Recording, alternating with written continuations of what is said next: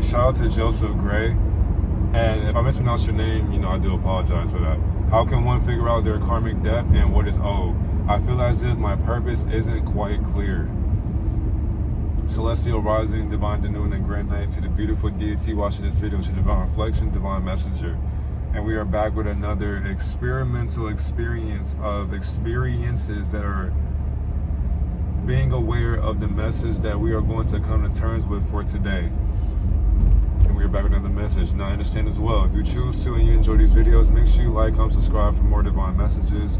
And I really appreciate, all the people who subscribe, who like, who comment, and just share their perspectives in the comment section as well. I appreciate you. So,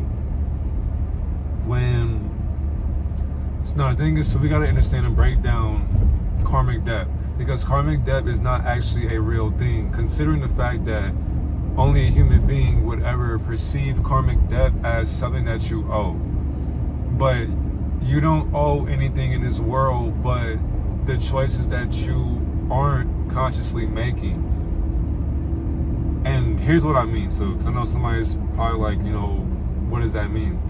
So as I was thinking about this question earlier for today, basically in a nutshell, karmic debt feels real because, of course, the subconscious mind sees the world or the simulation as cause and effect. And that's exactly why this cause and effect way of living or being is keeping people bound by time and lessons that they had to start learning from. But the thing is, the lessons that you are learning keep you trapped and imprisoned to the time that you are wasting, feeling as if you owe the world something or you owe this deity called God something. And the thing is too, that's the karmic debt right there, because it's like you're figuring as if you had to. It's like a church, for example, like you got to pay tithes or you got to give money towards the pastor, whatever the case may be, just in order to keep saving grace in front of the pastor's way of being, or just for the teachings of remaining into a certain thorough way of living, for the mental capacity for you to find your own eternity as far as internally experiencing your own version of heaven, while subconsciously going through hell and not realizing that you're the one putting yourself through the choices of what hell thinks it is. And that's where now the divine being aspect helps us understand that karmic debt is an illusion. It doesn't exist to us, because only the mind subconsciously in this realm can only think as if you owe something to somebody.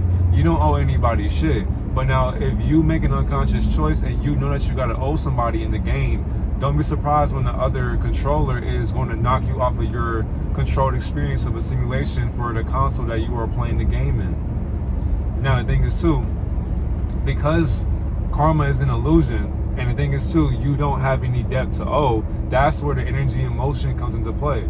Because now we understand that, from one, every experience that we are going through is not a punishment or an obligation, but it's just a choice that you are making. So because of that too, I have key points as well to help us understand these ways of thinking. Because when you mention as well, I feel as if my purpose isn't quite clear, so we're going to make sure we can help you out. And I say we because, of course, speaking for the Almighty's energetic presence that can't really be seen, but it has to be felt by authentically wanting to help yourself guide others into the questions that they can answer themselves. The first one, we got to understand that the constant patterns that you are seeing are the constant revelation of lessons that you had to overcome. Now, a phrase by Carl Jung, when he mentioned, until you make the unconscious conscious, it will direct your life and you will call it fate. Literally. So the thing is too, people will prophesize and proclaim that this way of living unconsciously is what they're destined to do. You don't really have a purpose that's going to keep you understanding how clear it never was. Because purpose is not clear within itself anyway.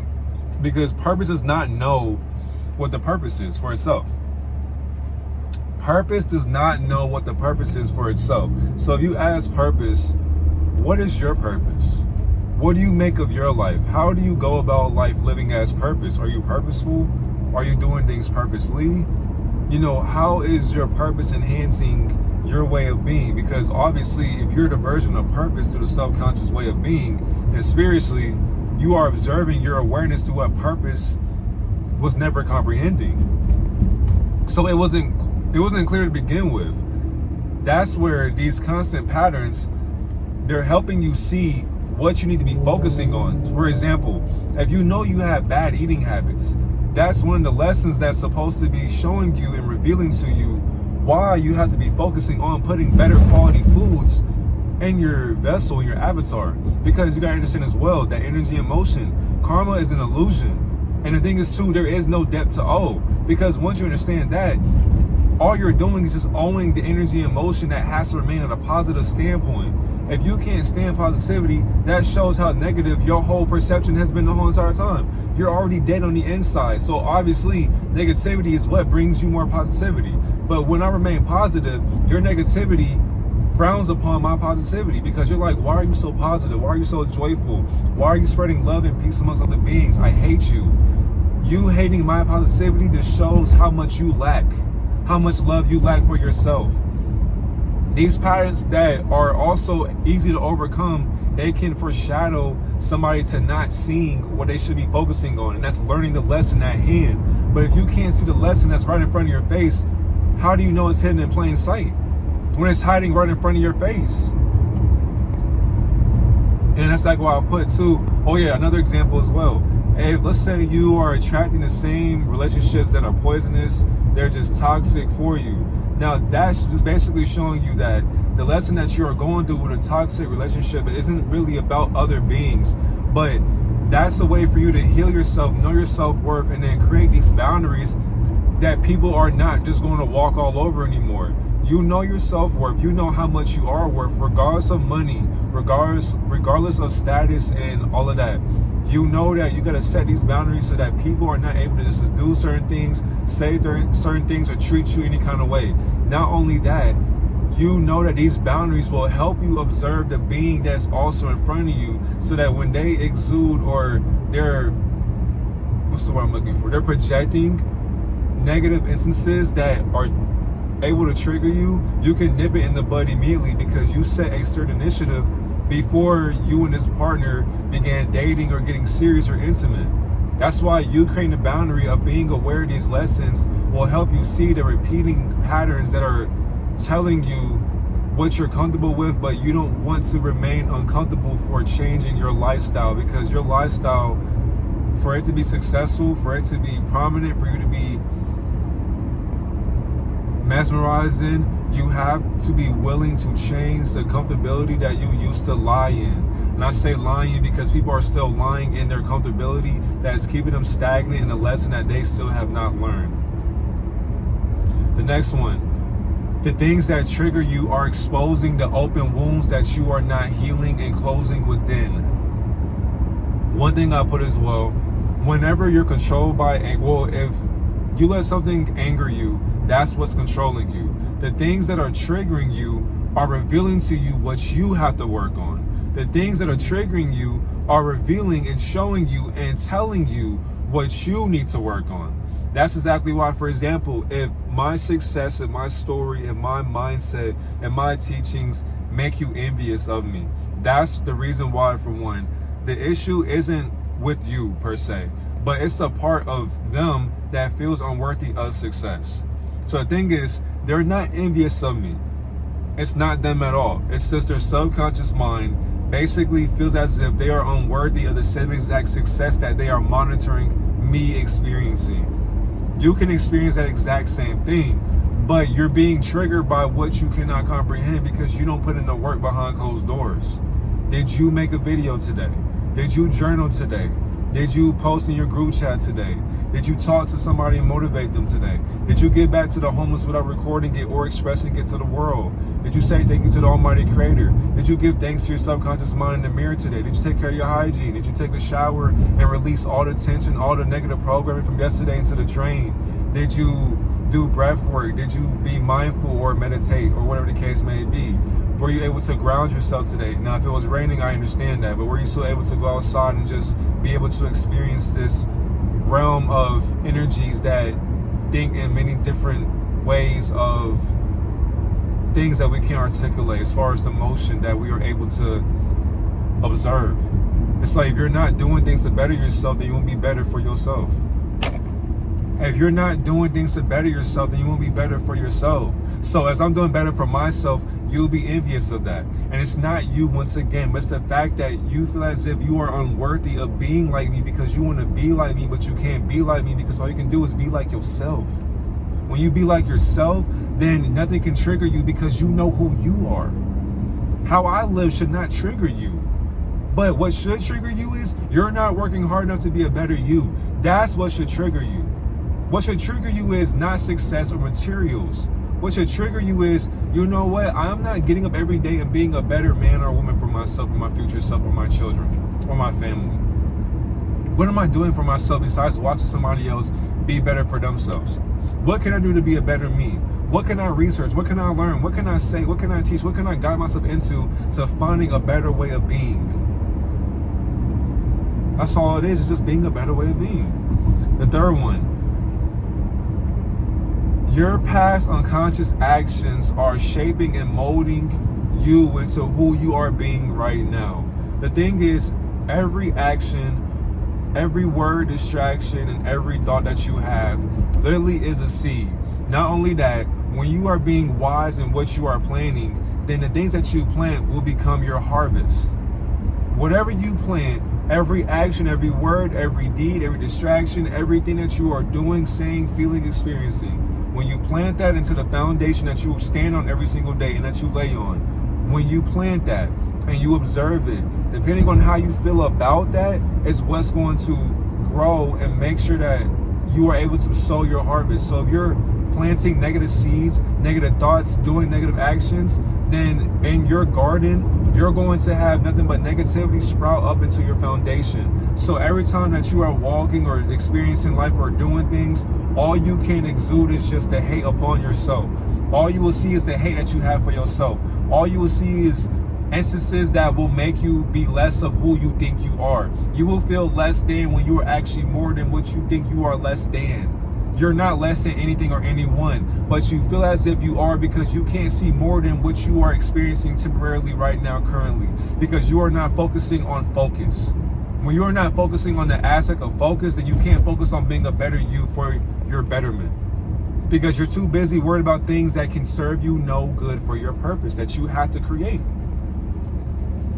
It's that simple. The things that you do in the past will literally shape what your garden will look like. All the choice. So for example, by me making these videos, making 3 videos for today, damn near going to be 4 as well when I get this teaching done. Well, not this one, but the future one. But once I get 4 videos down, okay, that's just me doing that one time out of today. Can I do it tomorrow? And again and again and again. So by my past actions causing me to shape and mold who I am becoming, that's how I'm able to stay stable in a higher way of ascension for me being a better worker for my future self. My past actions are molding what I am becoming and what I am doing. So I cannot give up on myself. I cannot sit here and compare myself to nobody on social media. Why? It serves me no good for my purpose. I can't care what somebody else is doing. If they're doing better than me, shit, kudos to you. If you're doing less than me, I mean, that's not my fault. Kudos to you as well. All I can worry about is me being better than me. That's all I can care about and focus on. Now, the fourth one. The things that you are struggling with and the gifts that you receive, these 2 beings are the ones that are going to guide you into a better way of being. Now, the thing is, too, the talent and the skills that we have is what we would call the demiurge or gods or Sophia or your higher self, Gnosticism, Christianity, consciousness, whatever the case may be. But the talents and the gifts that we have been given from this demiurge or God, that is basically the aspect of the Almighty gifting us what we are always meant to practice seeing ourselves be great in. Not only that, when we use these talents for the betterment of our good, that's basically us giving our gift back to the Almighty Creator, or what we will call God. Can't make it up. So the thing is, too, whatever you do with that gift and that talent and that skill is how you're able to make the Almighty smile. That's like, the thing is, too, it would suck for my life if I have all this talent, all these skills, all these thoughts, and I sit there on them and I'm lazy, doing nothing with myself. That is a disappointment to my Almighty Creator in my eyes. You may think otherwise, because how can a divine being feel? But I understand that just with the ideology of the Almighty Creator's high mind, you gave me a certain talent. You helped me realize what I am through my purpose. So if these things are helping me be a better me, if I'm not using them to the best of my ability and learning from them, molding them, crafting them, what am I here for? I'm wasting my time. So when I waste my time, I'm coming right back here to do it again in a different timeline. Now, the thing is too, for that example, for number 4, somebody who's empath or an empath for naturally healing, they may struggle with certain illnesses as far as physical illness, mental illness, spiritual illness, and all that. And the thing is too, all these illnesses are meant to overcome. Now, on top of that, that's exactly why the being who overcomes these illnesses, they are the ones that had to teach others how to do the same. So if you're a natural healer and you went through this major sickness that you were able to heal upon, you taught yourself how to overcome it, how to heal yourself from it, and you learned from it. Not only did you learn from it, but you were able to formulate a hypothesis. What the fuck am I trying to say? Formulate a hypothesis, not an hypothesis. That doesn't make any sense, Divine. You can't formulate an hypothesis. No. Formulate a hypothesis. There we go. Now we're on track. When you do that, this thing almost fell off the ship. But when you do that, now it's like, okay, I got sick. I healed it. I learned from it. Here's what I learned. Here are my accuracies. I did that and that worked. I didn't do that and that caused me to be more sick. Now it's like you're experimenting on your own mindset. When you're doing that, you can teach other beings how to find their own gifts, because you are a gift given to the world. That's the best gift of all time. So what the fuck is Christmas when you are the gift of Christmas spirit? Christmas is not actually a real concept, but it's a spiritual way of feeling. Why is it that we gotta wait till December to feel joyful or jolly, or to feel at peace, or to feel complete with our family? Why can't we come together in camaraderie or unity with our family right now in March? Damn near about to be April. Why can't we do that with our family right now? Why do we gotta wait till holidays to come together? That's not actual love. That's just doing it for the aesthetic of holidays, basically. Pagan worshiping, basically. No different than the Roman Empire, the Roman ideologies and all that. That's all this stuff is anyway. So once you understand that, it's kind of like, why are you looking at me recording? That's weird. But anyways, so once that happens, that's what you gotta understand too. Like, okay, now for the next one. My fault, they throw me off guard. But once you understand that, that's when these gifts are not actually yours. So you gotta give them back to the world. So it's like me hooping, you singing.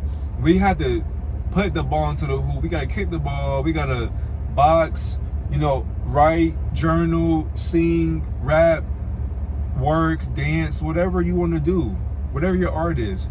That is a talent given to you temporarily, but you gotta give it back to the world.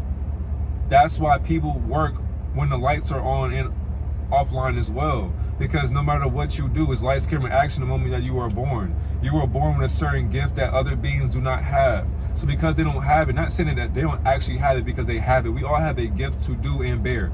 But beings are not bearing enough light to find their own gifts. So they are stealing other beings' gifts, and then they're swapping destinies with beings so that they can be gifted as well like everybody else. But you are not actually being gifted. You are stealing gifted beings' gifts so that you can feel gifted within yourself. That's not actually a gift worth giving, because this gift worth giving is the reason why you are not giving yourself more clarity to find out what the gift is that you want to give to the world. The only gift that people usually have is just their thoughts, and people still can't think straight because they don't have a mind of their own. So it's like AI thinks for them. That's the gift that AI brings to the world. AI was literally sent here to come down into a being's mindset and then program them to think like artificial intelligence. Whole entire time you actually are AI typing in ChatGPT or Grok or whatever the case may be. You are typing into those things, showing yourself what you already knew spiritually. It's like AI actually is the new form of intelligence, to the point to where beings depend on AI to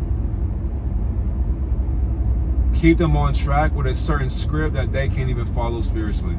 It's like y'all have to have originality amongst your own. Not saying that you can't use Google or the internet or different sources or even AI to do your work for you. But if you can't contradict AI, that is a sad problem. That means that you need AI to exercise your mind, and you still can't contradict your own mindset because you don't exercise your mind clearly every single day. And then last but not least, you had to observe your intuition being the map of a grid that you are not able to map out on an infinite plane of existence. When you are able to map out your intuition, it'll be able to help guide you into what you are intuitively seeing outside of this perception of what the base is for the foundation that you are wanting to see clearly. Now, because of that, the voice inside of you, that quiet voice inside of you, isn't really a small sense of hearing, but it's just the universe saying a truth to you through a whisper. So that voice that you hear in your mind, it's not a small voice, but the universe is so large, it has to basically say the truth to you in a whisper so that you're able to hear it through a subtle manner that you really can't put your finger on, because you can't put your finger on what the universe is telling you. That's exactly why it has to send you signs and different triggers so you're able to heal the wounds that you're not really realizing. You have to be able to sit with self and understand what your intuition is mapping out for you. Because once your intuition is mapping out something for you, you are now seeing the symbolism right in front of your face, clear as day. Meaning that every single day, I know my purpose is because I created. Okay, if you want to be the greatest YouTuber, what are you going to do, Divine? You're going to post videos. You're going to help people be authentic and be themselves. Dive into the water, don't make them drink it. And on top of that, stay consistent. So when niggas say, yo, what's the cheat code of life, bro? How do you do this? How do you do that? Stay consistent. Don't give up. Post 3 to 5 videos a day. When you do that every single day and you're retaining your energy, you're giving back to the universe, you're pouring love into yourself, and you're expanding your mindset, deconstructing your ego. When you do that every single day, the universe has to align and give you the gift that you are giving to the world. The universe only communicates through the transmutation of how much love you have for yourself. Study your laws of the universe. Now, the thing is too, you will feel a strong sense of pulling on your path and from your path as well to change that path that you are walking in. Now, the thing is too, logic can prove to you otherwise that this path is not actually meant for you, but you are just contradicting your logical perspective that you are idolizing. Not only that, when you follow your intuition, it'll nudge you into a way of finding your purpose that you can be fulfilled as you are leading yourself in leadership. When you feel nudged to do better, so for example, do y'all get those random thoughts of like 2 or, if you stay up, if you're a night owl, do y'all have that thought or that feeling at 2 or 3, you just want to work out, you just want to exercise, you just want to journal, you just want to be better? Because it's like you can't sleep at night. So you're overthinking, you're in your thoughts. You don't want to watch TV, you don't want to have your phone, because if you're on your phone for too long, when you put it down, you really got to ask yourself, if I'm not scrolling, if I'm not texting, if I'm not on the phone, if I'm not watching any videos, what am I on the phone for? You're wasting time. I can't make this shit up. If you have a phone, how much time are you putting into the phone? If you're not working on something, why do you even have a phone? Why do you have social media if you're not working on social media? What do you just have it to do? To consume bullshit all day? What the hell are we doing? No. When you get that nudge at 3 a.m. or 4 a.m., that's your intuition telling you, hey, I mapped out your thorough lucid dreaming experience in the astrals that you want to accomplish, that you want to be in. So hit some push-ups, some sit-ups, journal, do some frequencies for you to listen to, go within your mind and be mindful, say thank you to the Almighty Creator, go ground. That's that leadership of the spirit of consciousness guiding you into being fulfilled in the purpose that you create. Your purpose is not quite clear because you have not created a purpose to fulfill for yourself, to lead yourself in. At a young age, at 5 years old, my purpose was to lead people or guide people into what heaven was. I want to get people to heaven.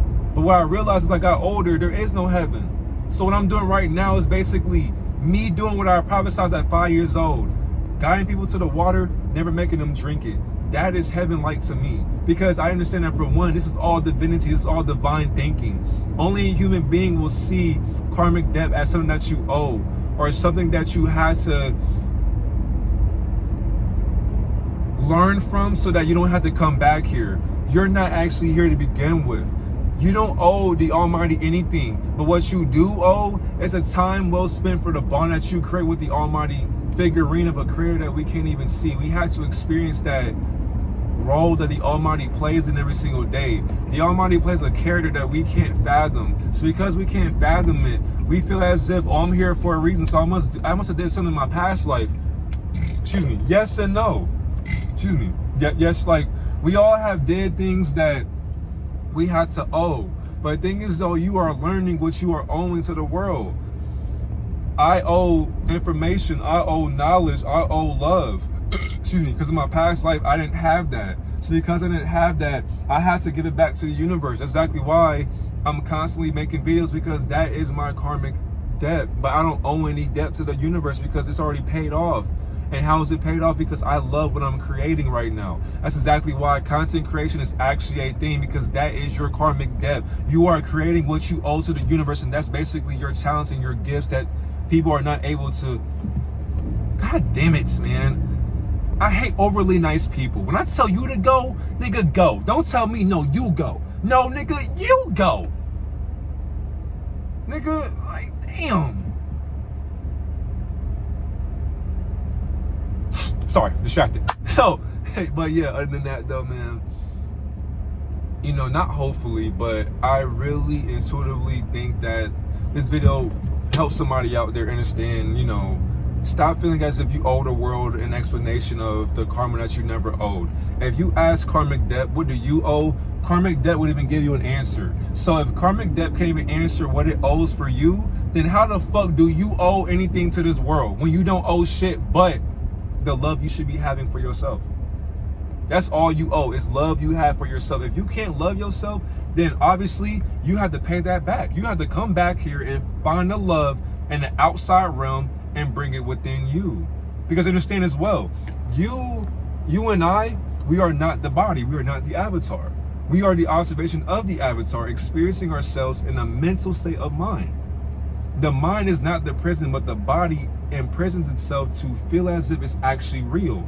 Whole entire time though, the reality that we are experiencing in the body is not actually real to itself. So we have to die off to understand that we are energy, never dying off, but we are transitioning into a state of motion that we are always going to observe through higher vibrations. But if you're in a lower vibration, what I'm saying will literally sound like hamster. It'll sound like gerbil, it'll sound like rabbit, it'll sound like Taiwanese or Hindu, it'll sound like Ebonics, it'll just sound so idiotic. You'll be like, nigga, I heard you talk for 27 minutes, I have no idea what the fuck you're talking about. That's the point of infinity. It's not meant to be comprehended until you ascend your vibrations. Life is a vibration. Life is the game of energy.